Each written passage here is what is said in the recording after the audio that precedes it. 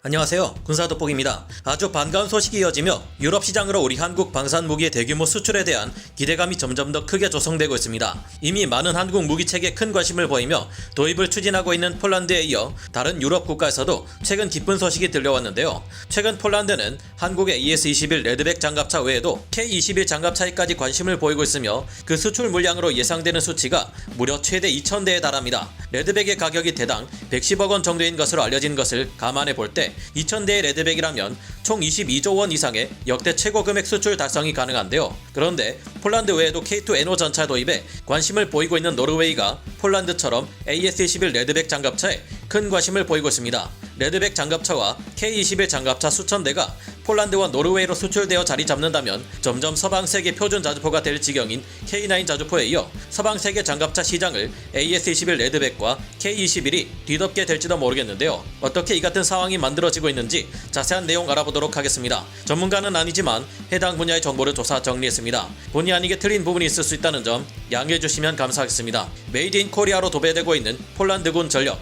최근 폴란드군의 전력의 상당 부분 이상이 메이드 인 코리아로 도배되고 있는 중입니다. 앞선 영상에서도 말씀드렸다시피 FA-50 블록 20 전투기 48대부터 K2 전차 180대를 직도입하기로 했죠.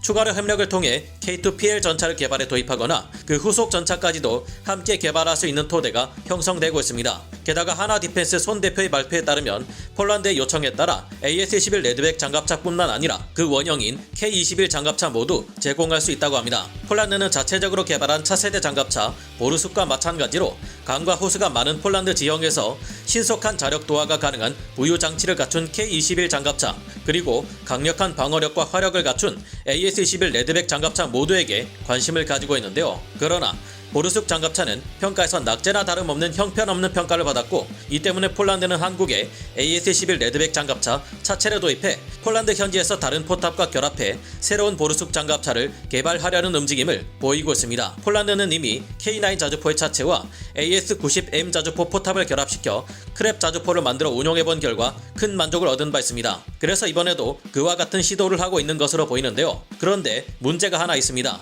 AS-21 레드백에 사용되는 K9의 파워팩은 독일제인데 폴란드가 독일과 사이가 좋지 않아 AS-21 레드백 장갑차나 K9 자주포의 차체를 도입하는데 걸림돌이 될 수 있다는 점인데요. 그러나 하나 디펜스는 독일과 관계가 좋지 않은 폴란드의 상황을 고려해 현재 추진되고 있는 K9 자주포 파워팩 국산화 이슈를 거론하면서 폴란드가 도입하는 레드백에도 현재 개발되고 있는 한국산 파워팩이 제공될 수 있다고 밝혔습니다. 이미 폴란드는 K9의 형제 크라프 자주포를 우크라이나에 지원했고, 크라프 자주포는 그 악명 높았던 러시아군의 포병을 상대로 믿어지지 않는 화력을 동부전선 세베르도네츠크에서 보여주고 있는데요. 이 같은 실전 화력이 폴란드에게 한국산 무기를 도입하는 것에 대한 확신을 준 것으로 보입니다. 폴란드가 K2PL 전차 및 AS-21 레드백 장갑차, 차세대 차륜형 장갑차 등을 기술 협력을 통해 라이센스 생산할 예정입니다. 특히 폴란드군은 지상 전력을 크게 늘릴 계획을 가지고 있어서 잠재적인 신형 전차 도입 수량을 따져볼 때 최대 800대에 달하는 물량의 K2PL 전차 도입이 이루어질 가능성도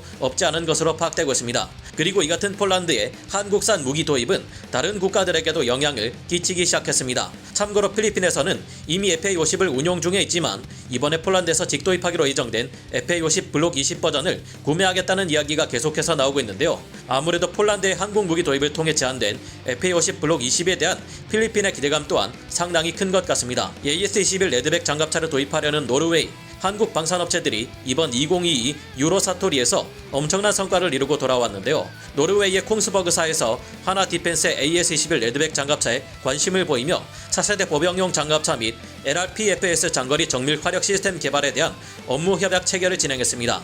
이번 2022 유로사토리에서 노르웨이의 콩스버그사 또한 하나 디펜스의 AS-21 레드백 장갑차를 기반으로 기술 협력을 체결하여 자신들의 장갑차를 만들겠다 한 것입니다. 이건 정말 엄청난 일인데요. 콩스버그사는 미 해군의 제식 함대함 미사일로 채용된 NSM과 이를 F-35 블록4의 내부 무장창에 탑재시키기 위한 JSM 미사일을 만들어낸 곳이기 때문입니다. NSM과 JSM 모두 가공을 스텔스 미사일로 레이더로 찾아내 요격하는 것이 불가능에 가까운 것들입니다. 이날 합의에는 콩스버그, 디펜스 앤 에어로스페이스와 하나 디펜스 외에도 하나 디펜스 오스트레일리아 법인, 주식회사 하나 등 방산 3사가 함께했는데요. 노르웨이 육군에서는 현재 CV-90계열 보병전투장갑차 초기 도입분을 조금씩 대체하고 보병전투장갑차를 확대하기 위한 차기 IFV 사업에 착수했는데, 이번 MOU에 따라 콩스버그사가 AS-21 레드백 장갑차를 토대로 BAE 시스템즈에 대한 도전장을 내밀 것으로 전망됩니다. 노르웨이에서 AS-21 레드백 장갑차에 관심을 보인 이유는 앞서 말씀드린 실적과 함께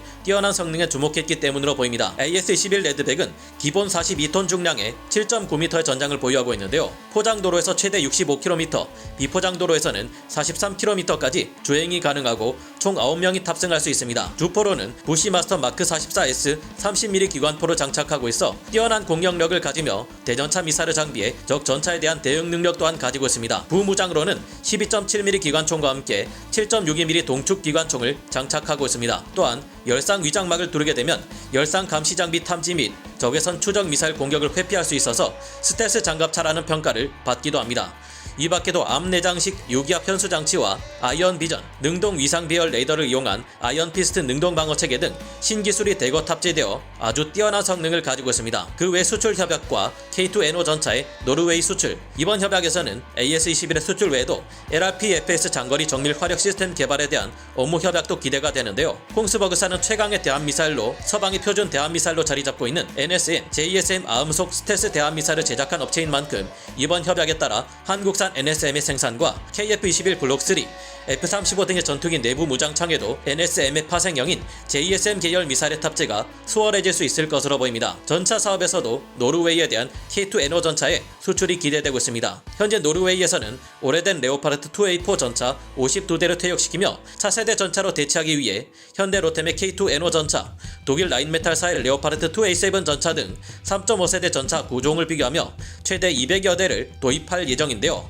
여기에 한국의 K2NO 전차가 압도적으로 좋은 평가를 받아서 거의 K2NO 전차가 선정될 것으로 보입니다. 하지만 현재 노르웨이의 나토 가입 문제로 독일의 눈치를 살피느라 발표를 연기하고 있는 것으로 보이는데요. 이렇게 된다면 한국군의 전투력 또한 앞으로 갈피를 잡을 수 없을 만큼 엄청나게 높아질 것 같은데 여러분들은 어떻게 생각하시나요? 만약 이번 기회를 통해 폴란드와 노르웨이에 대규모로 검증된 한국 방산무기 수출이 이뤄진다면 앞으로 이 같은 흐름이 유럽 전역으로 퍼져나갈 수 있겠습니다. 우리는 이번 기회를 통해 단순히 수출 이익만 챙기는 것이 아니라 방산무기 기술을 수출하고 라이센스 비용을 받음으로써 추가적인 이익을 계속해서 가져갈 수 있을 겁니다. 지금 미국이 하고 있는 것처럼 말이죠. 또한 유럽 시장과 중동 시장 등으로 우리의 무기 체계들이 대량으로 수출될 수 있다면 규모의 경제를 통해 각 무기체계 생산 단가를 낮출 수 있으니 우리 군이 필요로 하는 수량의 무기체계를 도입하는 데도 도움이 될 것입니다. 특히 이에 더해 이번에 노르웨이와 맺은 계약은 앞으로 우리 군을 강화시키는 데도 큰 도움이 되어줄 수 있을 것으로 보이는데요. 우리가 독자적으로 개발해낸 KF-21 보라맥 국산 전투기의 초도 비행을 눈앞에 두고 있는 지금, 앞으로도 전차와 장갑차, 자주포 이외에도 전 세계적으로 한국 무기의 위상이 치솟도록 노력하여 한반도를 지배하고자 하는 야욕을 가진 북한과 중국의 도발을 아무렇지 않게 여길 수 있는 우리 대한민국이 되었으면 하는 바람이 드네요. 오늘 군사 돋보기 여기서 마치고요. 다음 시간에 다시 돌아오겠습니다. 감사합니다. 영상을 재밌게 보셨다면 구독, 좋아요, 알림 설정 부탁드리겠습니다.